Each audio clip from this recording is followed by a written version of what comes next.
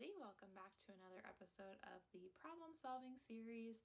Today I'm going to be going over the global gravitational force and a couple of the equations that can be derived from them, and then I will go through an example problem that shows you how you can derive them in case you are not provided with all of these specific equations on your exam.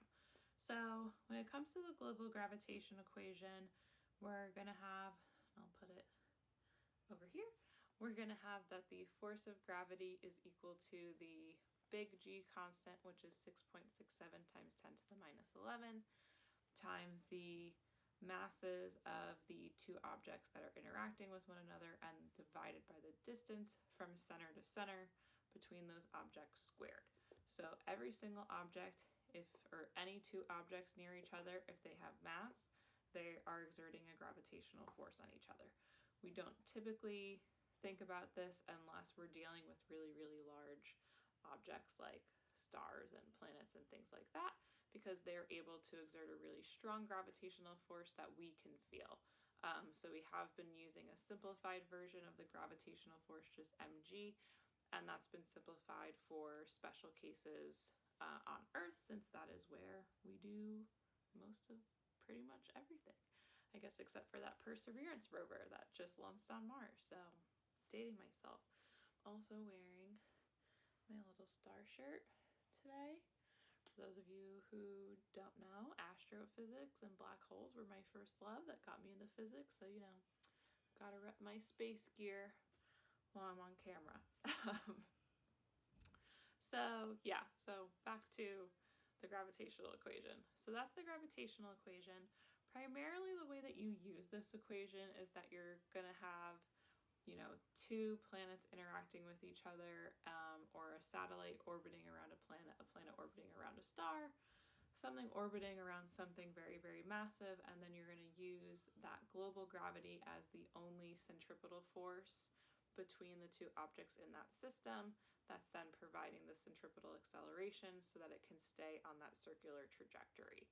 So a lot of the times you will be solving for the speed at which that satellite is orbiting around the planet, maybe the surface, what the acceleration due to gravity is, and maybe also the period. And I'll pop, along with the gravitational equation, the acceleration due to gravity equation and the Kepler's law equation that you can use to find period. So both of these can be derived just from using centripetal acceleration and the global gravity equation, which I'll show in the example. But if you do get the opportunity to just use those equations you have them on your equation sheet or you're given to them in your class, go ahead to use them. It makes life a little bit easier, but I'm just going to show in the example where they come from, because they aren't part of our first principles umbrella that I'm trying to get you guys all to use. So,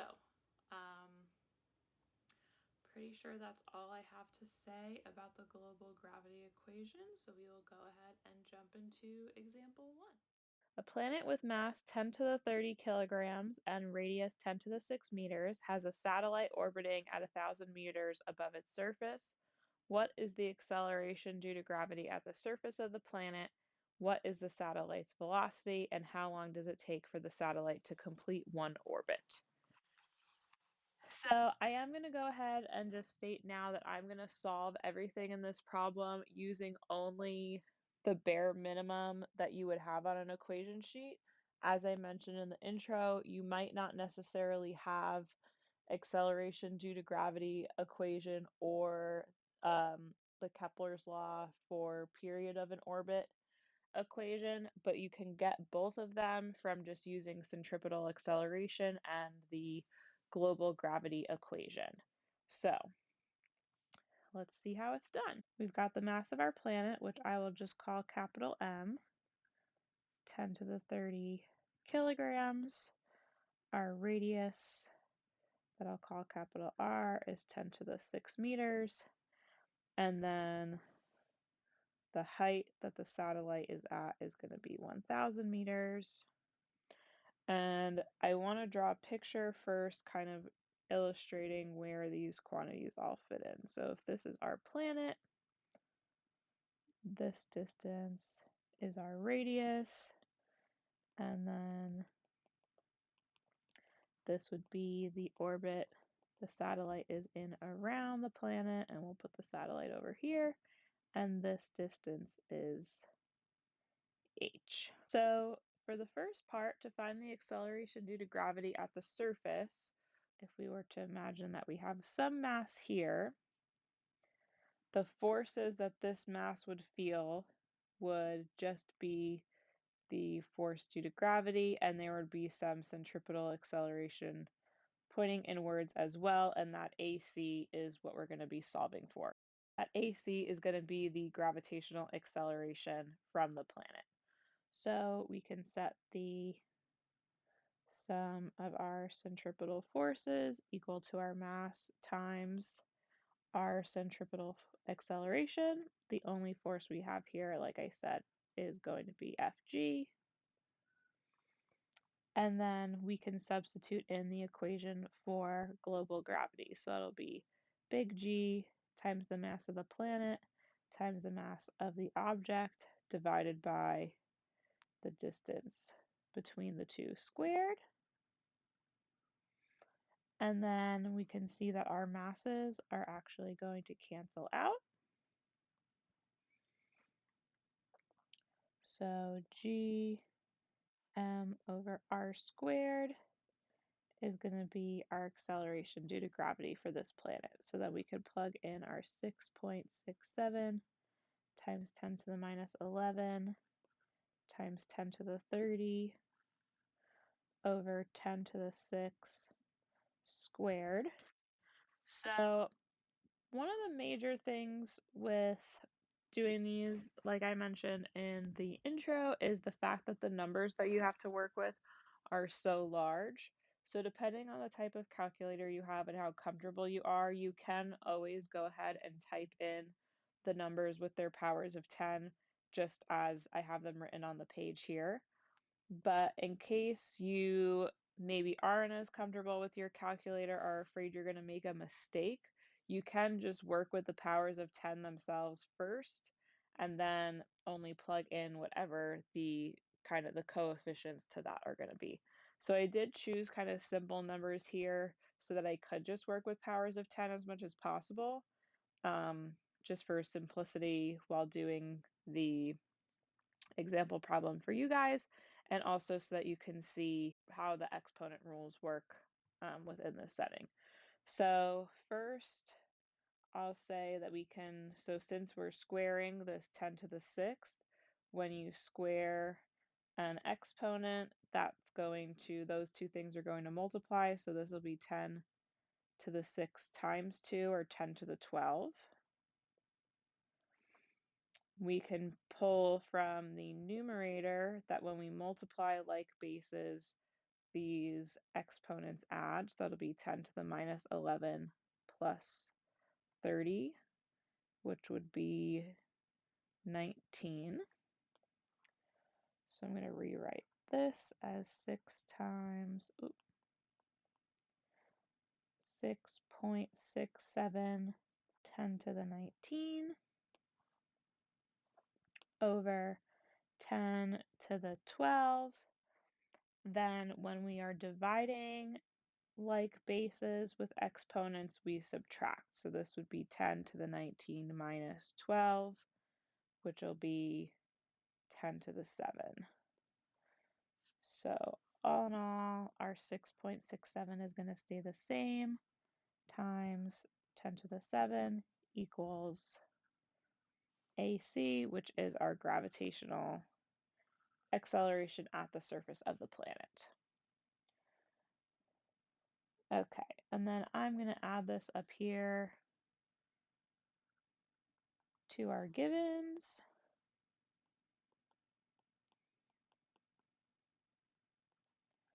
Meters per second squared.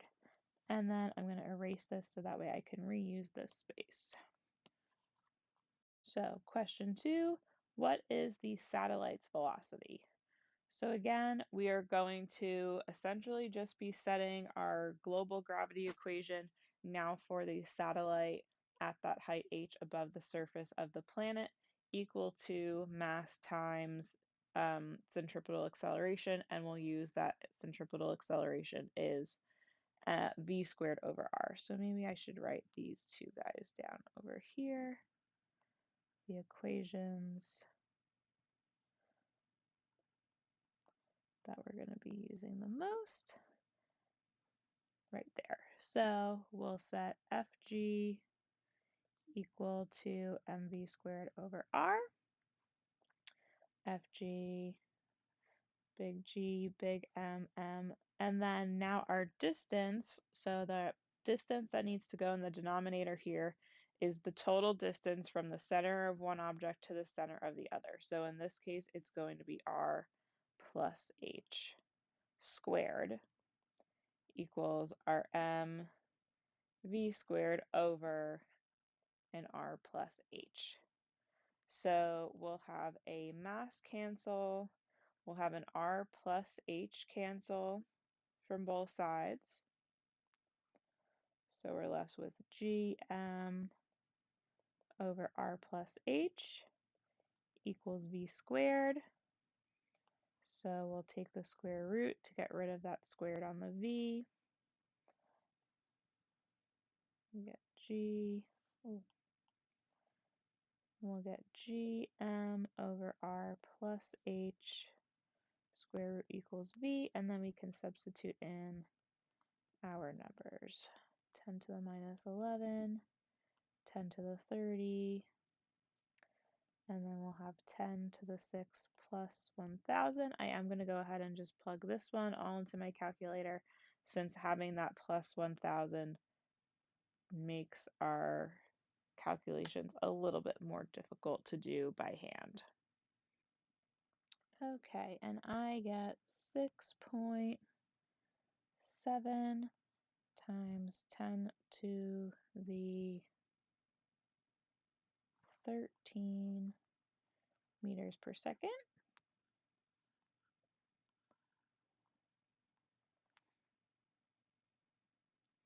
And then for the last question, how long does it take for the satellite to complete one orbit? What we're going to do now is we are going to use the same starting equation, or you would if you hadn't been asked to solve for the velocity first. So I will write that out, but since we do have the velocity, a concept that you have to know here and what you have to be able to use is the fact that the velocity is going to be equal to the circumference divided by the period. So one revolution divided by the time it takes to make one revolution would be equal to our v. So if we hadn't gone and solved, so we have radius, we now have v, we could go ahead and just plug into this and solve for t. But in case they don't ask for that velocity as an intermediate step and you're just given or asked for period right away, we could also do that. So I'm going to do that over here, where I'm going to substitute in. So we have our gm little m over r plus h squared equals m, and now we'll put this in for v squared over r, and that r is technically an r plus h. So I'm going to leave it actually and change this to, I'm going to change this to a little r for the moment so we can just simplify things. And then I'm going to put on here that r is going to be equal to capital R plus h. So we will plug that in later on. So with that, we can cancel out one r from both sides and m from both sides. And in the next step, we'll go ahead and distribute that squared.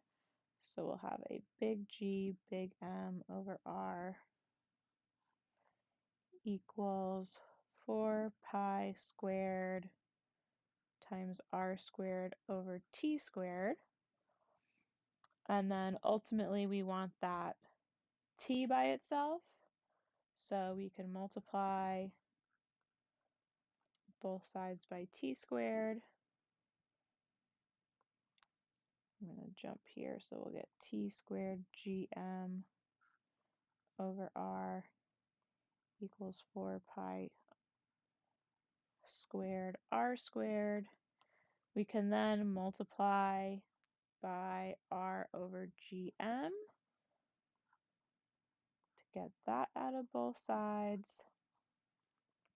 And then this is all to show you that this is how you would derive that Kepler's law equation in case you don't have it, with t squared being proportional to r cubed. Okay, so then once we have this, we'll of course need to take the square root in order to get t by itself, and then we can go ahead and plug in our numbers. So we've got our 10 to the 6 plus 1,000 going in for our r, divided by 6.67, 10 to the minus 11, 1 times 10 to the 30, all under the square root. Actually, now that I'm pulling out my calculator again, I realize I did not take the square root of this velocity like I should have. So let me add that in super quick and just correct that. That'll be 8.2 times 10 to the 6th.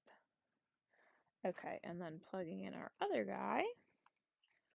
And this gives a period of 0.77 seconds. And there you have it. So that is the global gravity equation. The thing that's going to be the trickiest about these problems, honestly, is going to be the units.